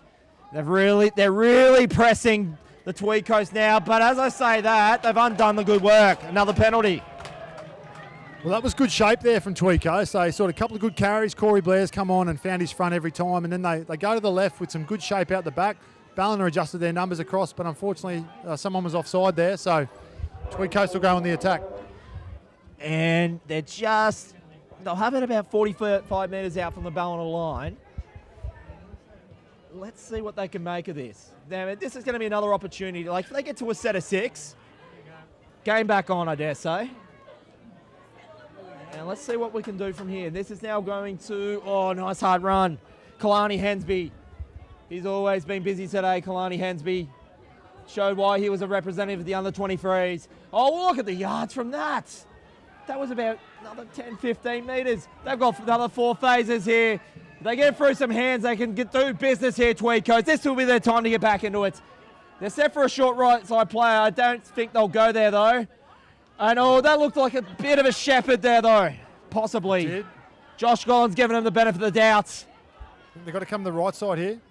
They've gone left. To go left. Robinson's there for it. And then, oh, the slippery mud there is the enemy of the Tweed Coast in this case. This is the 5th and last. They play the short side. They go the kick. Well read there by Reece Ritchies. All right. We've got the pole in front. That was well collected by Ballina anyways. Well, Dwayne, that's the second time this game that he's sort of cleaned up a kick like that and saved his team. He did it in the first half down this bottom corner, and he's done it again. Their kick returns have been on point, Ballina, and they needed to be. This is Montgomery. Look at that. Going like a freight train, Dylan Montgomery.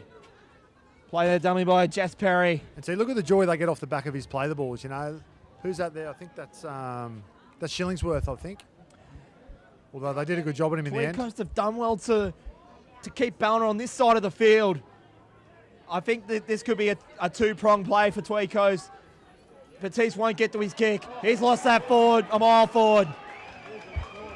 Tweed Coast have now, they're high five and they know they're still in this. They lifted that set, didn't they, Tweed Coast? I just said how we had a good carry and they had a good quick play of the ball, and then it only takes one good tackle from someone to stop all that momentum, and they're good enough to do that. And I was just about to say the two-pronged play was to keep Ballina, well, at least inside their own half of field, and force the arrow was the other thing I was just going to say. And the third phase is, well, to get some points because they've had their chances. I think they'll feel more comfortable attacking from around this area in the field rather than inside the 10. Absolutely. They've got one try to show for it and a penalty kick. This is DeFerry, is it? DeFerry, yeah. I'd like to see the men outside DeFerry. Just give him some shape. They're all on the same wave and they're not offering me a lot. This is now, I couldn't quite, possibly Scott McLean, could be wrong. I can see that. Is that number 14 there, Scott McLean? That's him. Yep. The Ballina Junior. Yeah, so that's DeFerry. That's tackle. That's Daniel Rice tackled there, 10 metres out. Tweed Coast are going to start thinking, what are they going to do to get over? DeFerry passed it off. They're hitting it up hard now, Tweed Coast, 5th and last. I wouldn't be surprised if they run it. But this Robinson kicks behind, played, and well read again by Ballina, but I think they'll get a set of 6 back. I was just about to say, I wouldn't be surprised if they decide to run it because I know that Ballina's been reading those kicks off the return way too well. They've been good over there. They're back 3, particularly Ali Grant at the back there, and as I just mentioned earlier, young Reece Ritchies on the other side. But that's the second best result, isn't it? They, go for the try 100%. And then get that repeat set. And I was just going to, could possibly, if they have a scrum feed here, could, as we saw in the reserve grade game, how Morris brothers won off stealing off the scrum. It's almost getting to that point where Tweed Coast are thinking, well, they're throwing the tool shed at Ballina. What is there now? They're going to have to do something that's right out of the play, not even Brett Kite's playbook. Well, I'd like to see them get some better shape. They're getting to certain parts of the field and setting up their structures, but they're not, as they get a penalty. They'll look to get some meters off this kick. I think Brett Kite down on the sidelines is going to be making a change. I can't make out the number there, but who is going to come on in place of. So they'll have it 20 metres out from the Ballina line. And Tweed Coast, they're going to have to come up with something special because I've just about thrown everything at Ballina. But there's only still a try in it. So let's see what they can come up with. I think this is Scott McLean. Being a Ballina junior, he would know all these boys well and how they play. Played off there from the dummy half, and Ballina's moved forward. They caused the error. That was well read in defence there by the Seagulls. Yeah, that's what I'm talking about. They're getting their fair share of the ball and they're getting to certain parts of the field, but they're not executing their plays, and that's something that Brent Kite won't be happy about at all. And that can happen in the big games under a little bit of pressure. Doesn't quite go to plan. And you can bet your bottom dollar that a big portion of the town of Mooloolaba will be watching this with vast interest. They'll be watching this play. They know that one of these two teams will be there up against them next week. And if scores say it is, we'll be right here. And that would be a battle of the Tweed Shire. That would be like the second instalment of the Battle of the Tweed Shires. The first one was yesterday. It would be. Well, let's just interrupt there. We said we've sort of seen it all today. What happened in reserve grade, a win against the feed. Yeah. We just saw Dylan Montgomery take the kick on tackle 5. I haven't seen that before. Okay, we have seen everything, and of course, if you missed it, you can see right here on the replay on the NRRRL YouTube page. That's the beauty of having this on YouTube. You can watch this anytime, 24/7. All the action here, so how good is it to have this live stream to see all this stuff? That's McClellan again, is it? Strong carry. So we're 30 metres out, Tweed Coast. They're starting to think, what are they going to do? What do they have to do to break this defence of Ballina? And Ballina know that I would have just thrown the whole playbook. That kick was unfavourable at best, but it does go in the hands of Justin King. He has got it off away though. They might even get this back, potentially. I think there might have been a Ballina hand in that. Yeah, it looked like it. Or Touchy's saying it's off Tweed Coast. I don't know. It's I didn't see a double knock on personally. No, it will be Ballina, but I definitely saw a Ballina hand in there, so there must have been one before that. Well, mate, to me, that just sums up where Tweed Coast are at, given that it's their first big game in a long, long time. That was tackle 4, putting sort of a half-baked, bomb up in the air. I know Brent Kite wouldn't be happy with that play. It just was. What a turnout here today, though. Like, as you could probably, as we're on the grandstand side and the cameras are pointing out there, you could see the amount of people that are here with us. We had a big vast of supporters from Lismore representing Maris Brothers. There would have had to have been about, at least a good 5 or 6 dozen. There was a lot over our shoulder during the lower grade games. Yep. Some good heckling. It was enjoyable. That's finals footy, local finals footy, and if you're in distance, do come to the games. We encourage you to watch the live stream, but you need to be here to feel this electricity. Especially on grand final day, it's a burst up the middle. That is Alex Grant. He's got one to beat. He doesn't beat Guy Lanston though. What a run! They're still at 6s and 7s though. Tweed Coast. Ballina's not set up for it though. This is Batiste. He can turn something out of nothing pretty quickly, and he almost got himself. That was Batiste. This will be second or third phase. It's Alex Grant. Not quite. I think he's just short of the line, Crossy. And oh dear, they give away a penalty out of all that. They've done that all game, Tweed Coast. That's proven costly. And that all came from the Alex Grant break.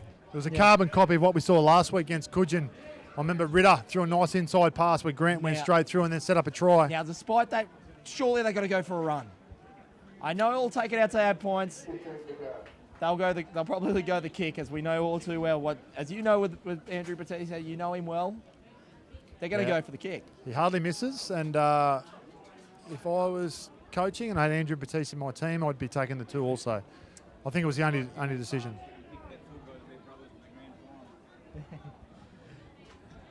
So what was that? What was that? Our producer was quick to know that name when Nathan Cross kicked a field goal in the grand final against Maris Brothers. That was that 94, 95 or 96? 96. Yeah, went to Trinity. And I dare say.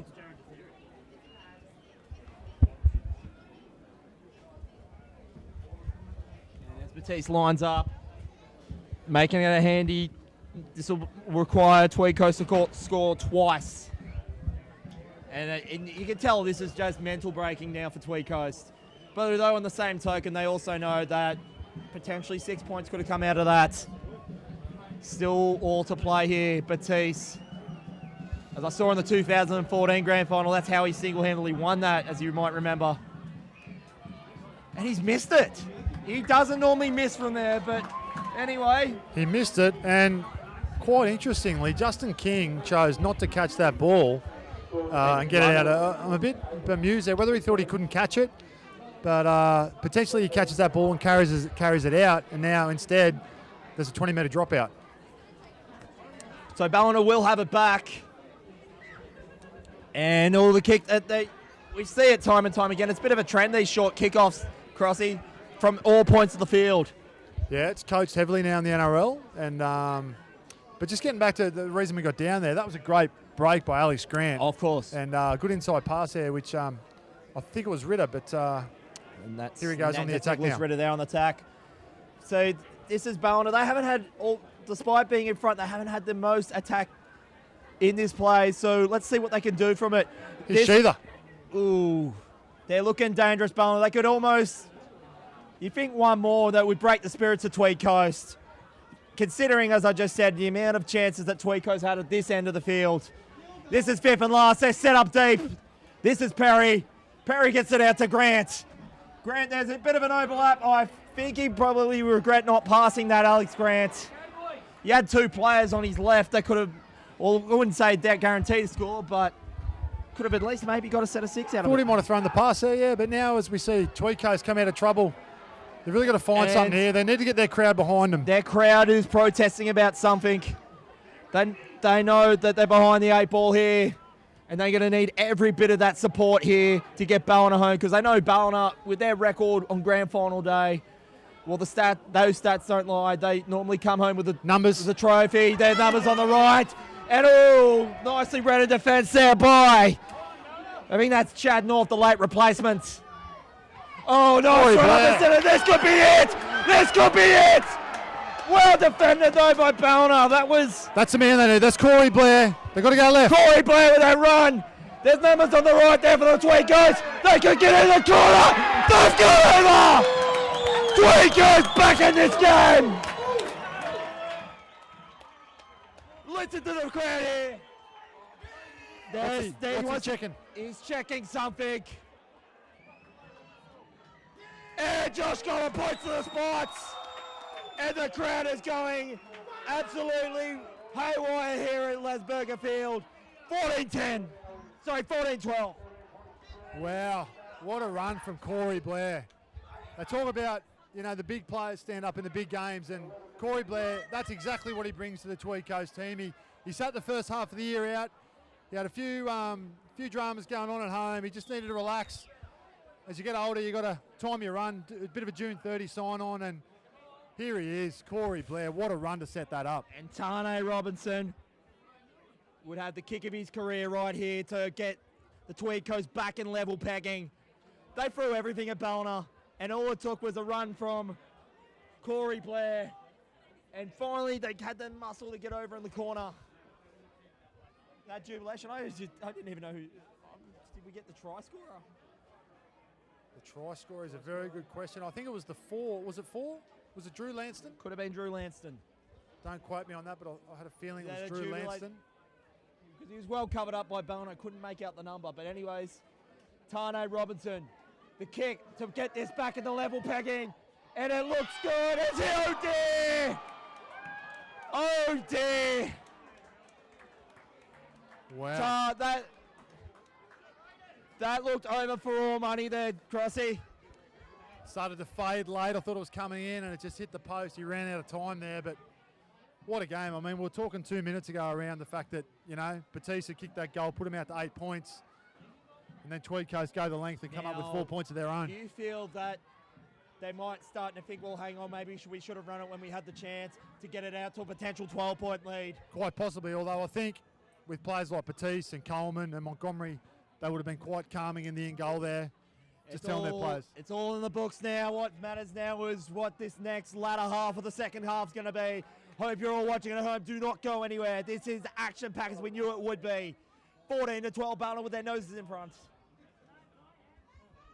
We're in the how many? Looks like there's 9 minutes. 9 minutes to go. Ballina, they were 2 points winners in this fixture during the regular season. Tweed Coast would know that. They know this one, the grand final stage, is theirs if they want it. It's still anyone to host the, literally with the lights on, the brightest lights on. Ballina to have it here though. Chad North. He was a late inclusion into this squad. They need to amp up in D here, Tweed Coast. Get off their line and force some pressure. It's a good pass from Grant. Alex Grant, he goes off to Oliver Regan. He's dispersed there, 35 metres out. Tweed Coast, they've just found that a second win that they were looking for. And there is still plenty of time to get to get the hosting rights. Ballina haven't won in the NRRRL Grand Final, having to get it away from Kingsford Smith. They've won all theirs from Kingsford Smith. And I don't know. I mean, that's got to be in the back of their minds. Has to be. This is Batiste, because I can guarantee you, if it's here, we're going to have a lot more of the Tweed Shire coming here to get the boys in green home. It's still Tweed Coast's job to get it back first. Well tackled there by Jess Perry. They're appealing for a penalty, won't get it. Second effort there, could have been a penalty, but that's a good run out of dummy half. Ballina, I think they're getting a bit more frantic in defence. They don't want to give away a penalty. The crowd is going absolutely wild here. Their disapproval, they're calling for offside. Play on is the call, 40 metres out from the Ballina line. They're just getting up in the metres. They can feel that they can host the grand final in 2 weeks, Tweed. They deserve it being minor premiers. Ballina, of course, though, they've had the run they've had. Oh, Blair, what a ball. Two. They're calling for late hitters. Play on. They're getting 20 metres out of this. It's got to be 5. Different last now. They're set up for either side, Tweed Coast. They'll go the kick. Robinson across the carpet. And oh! That's your man, Michael Dwayne, cleaning up there. They had the intention to kick it over. It did eventually, but it just missed the foot. Those Tweed Coast players ready to pounce on it. Cool head from the 18-year-old Robinson, isn't it? You know, let's not forget this kid could be playing, correct me if I'm wrong, in the under-18 still. He just shows, it looks like an experienced first grader out there, the way he just rolls that ball in. He's got that under-23s Northern Rivers jersey. I feel he was definitely a contender for the country jersey itself. And there is a play down for Ballina. Can't quite make out the number. I think it's Batiste. Oh dear, well they don't need him off. And I'm not just talking about today either. I'm not sure what the injury is. He doesn't look... Well, Batiste with what, 7 or 8 minutes ago, he wouldn't be sitting down like this. No, that's not his go for one. He's a very durable player, very fair player, Andrew Batiste. Okay, so I hope he's all right. Up. I'm guessing it's an ankle. He's staying on, which is good. Andrew Batiste. He'll want to send this one as far as he will want this kick to head towards Kingscliff. And he's sent that. He's going to put a bit of pressure on that kick, just sending it to close to the sideline away from us. That's a good run. 25 metres out. That's Scott McClellan. Tweed Coast can potentially steal it back from here. And we've seen time and time again in the final series. Ballina need to hold nerve. They are in enemy territory today. They are well known. It's well known in the crowd today. They don't have their 14th man, Yobbo's Hill, behind them to get them through. And Tweed Coast are coming home with a wet sail. They are close. This is 4 phase of play. Away it goes now. I think this is now going to... I can't quite make out the number. Well read there by Dylan Montgomery. There's numbers on the right. I think that's... Oh! That's Corey Blair again. They had numbers on the right though. Passed on the left. There's still plays. It's a nice kick. And that's well swatted away there. Well read there in defence by the Seagulls. Then they'll have to do it all over again though. Well, I don't want to be too critical, but I'm not sure why I didn't try to catch that. You know, you go from knocking that out, having a drop out, to potentially having 7 tackles of your own if you catch that ball. I mean, semi-finals bring pressure.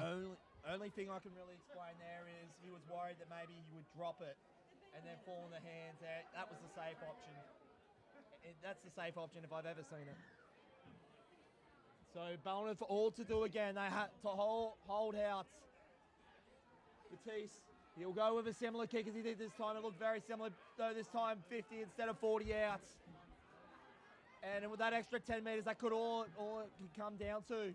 There's only 2 points in it as it was replicated in the regular season. Gee, that was a good low tackle there from Sheether. And he ducked down there. That was Montgomery. He's doing his bit, Dylan Montgomery. And they're playing on that mud patch. 20 metres out. No one has gone home here. I can guarantee you that's Robinson. Short of the line there, like 10 metres Sheether out. again around the legs. He's been outstanding. And they're playing that play. Montgomery comes up maybe a little bit too early for what he liked. This is the 5th and last. They might run this. They will run it for sure. Gets it out. It's going to try bow over. He's close. He's close, but well defended by Ballina. So close. And it is Corey Blair. It's Corey Blair again, Dwayne, but I mean, Corey Blair will sleep extremely well tonight, the work he's done. They need to use him as a foil next time. I mean, Ballina are expecting them to play direct to him. He's their go-to. They're going to look to play out the back and use someone else because it's becoming a bit predictable now. Yep.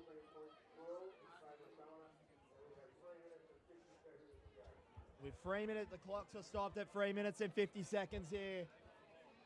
Tweed Coast, 1, maybe 2 shots at stealing the Kingsford Smith Park hosting grounds in 2 weeks' time. They want it here. And as I said time and time again, it's not just important for the team to have it on this stage for the town of Pottsville, Cabarita, and Kingscliff, although that is Coogin territory. For the Tweed Shire, the Tweed Coast, to have the chance to have this grand field is 3 minutes and about 40 seconds away from destiny if they can get it back. Well, they need to force an error here. That's what they're doing. They're ramping up off their line, going in numbers. Ballina. That's a good carry there from back rower. It is absolutely imperative they send this ball into at least the Tweed Coast half of the field. They can ill afford to give the ball away in their own half of the field here. We have seen 50-metre runs involving the likes of Corey Blair. He set up the try. He came close himself a couple of occasions. This is the 5th and last. They're probably not where they want to be, Ballina. Batiste will have to put every bit of his kicking skill into this. And he does. Now let's see what Tweed Coast can do. Strap yourselves in, guys. This is going to be an interesting finish. I'm not sure how long's left. 3 minutes to go here, Dwayne. As we go now 40 metres out from the Tweed Coast line. Now, they should at least get another set after this. They just want to get themselves the metres. Or at least force maybe a penalty to maybe take the extra time even. Yep. That's still an option. We haven't had extra time in any game so far in this final series across all grades. Oh, good ball. There's a pass out. If he gets it out to the pass to the left. Oh! He's gone out. Now Brooks is out. And the Ballina Affairs to our right. Applaud. That's one thing they've done really well all day, Ballina. They've scrambled. They've got numbers around the ball in defence, working hard for their mates. That's a sign of a really good footy team. And that was a championship, potentially a championship winning play there by the Seagulls. Crossy, if this is, and with all respect to Mooloolaba Mustang, they very well could be there as well. But if this, I'm just talking in general, if this is half of what we see come grand final day, well, we're gonna earn our keep come grand final day, you and me. It's going to be a cracker.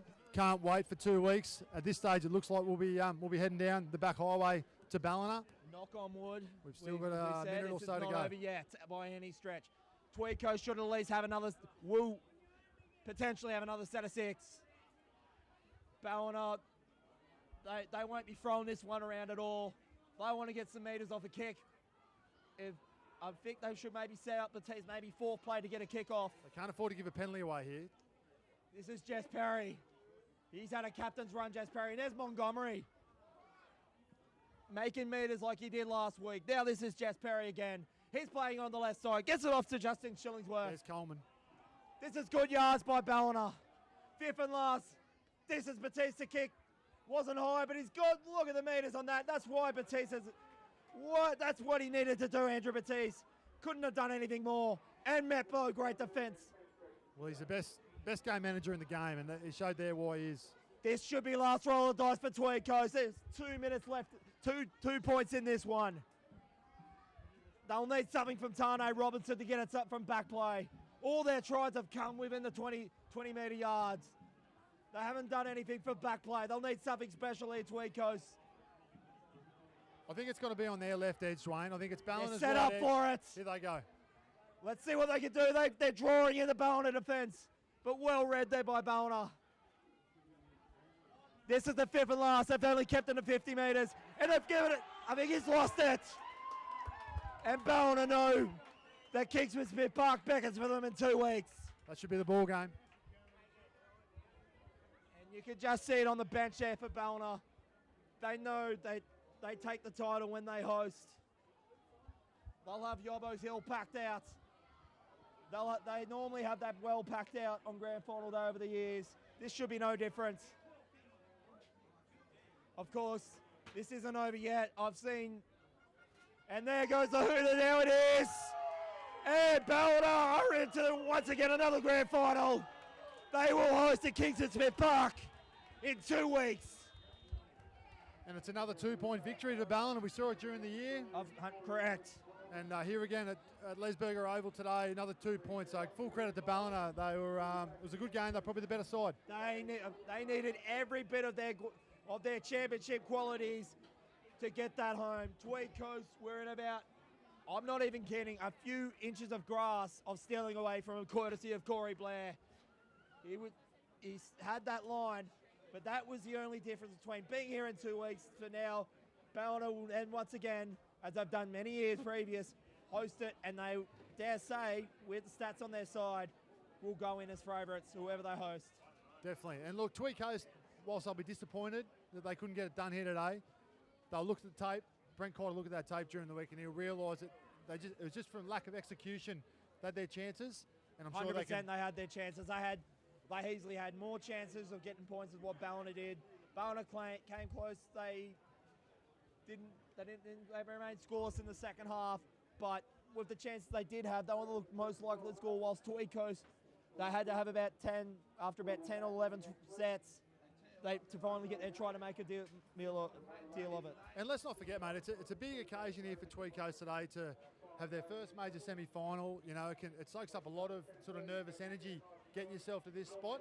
So I think next week they'll be a lot more, they'll be better for the run, and let's hope they can turn up here next Sunday and put in a really good performance against Moolumbar. We'll be there, Crossy, next Sunday. We'll be here next Sunday. Yeah, so it will be, Moolumbar versus Tweed Coast in the A grade next week. As I said, it's not to be for Tweed Coast to host the grand final on this occasion, though they're still very well much into this competition to hold their major premiership. They will have to beat history and deny Ballina, who have, every time they have host, they have won in the NRRRL. Crossy, final thoughts in this one, buddy? Look, great game. It wasn't a great game, but it was probably a good game for the purists. You know, it was a good arm wrestle, 2 quality forward packs, and yeah, look, can't wait for 2 weeks' time. And let's do it all again here next week. If we've seen how Moolumbar and Tweed Coast have played over this final series, we're in for another, for the Battle of the Tweed Shire once again, version 2. That's it. And it's easy to forget about Moolumbar, isn't it? While we sit here, you know, sort of caught up in the events of today, but they've been impressive in their first 2 semi-final appearances, so they'll be coming here to win next week. So all it really comes down to will it be the attacking prowess of Moolumbar, of what they've shown in this final series in the lead up, or will it be the defensive effort of Tweed? That's what it's going to be so intriguing. It'll be good. All will be told this time next week. We'll find out. Crossy, it's been an absolute pleasure. I can't wait to do it again here next Sunday. You too, Dwayne. Yeah, so as we're about to wrap things up here, as we've seen Ballina have knuckled down and went into gear and made sure that they, once again, for the second year running, they will host this year's NRRRL Grand Final at Kingston Smith Park in 2 weeks. As the Tweed Coast, they can hold their heads up high. They've still got a card to play on the table in the Grand Final. And no doubt you'll all see that and in all the other games. And still plenty more of this final series to come in the NRRRL. As next week we will be back here as Tweed Coast will be hosting the Moolumbar Mustangs for the other spot in the Grand Final. Trust you enjoyed the coverage. We certainly have been a pleasure here bringing it to you here at Lesberger Field. For the team of the NRRRL, Nathan Cross, I'm Dwayne Neville. We will see you here next Sunday afternoon for another instalment of the final series as we bring you the preliminary finals. Have a good evening, enjoy your week, and we'll see you next Sunday.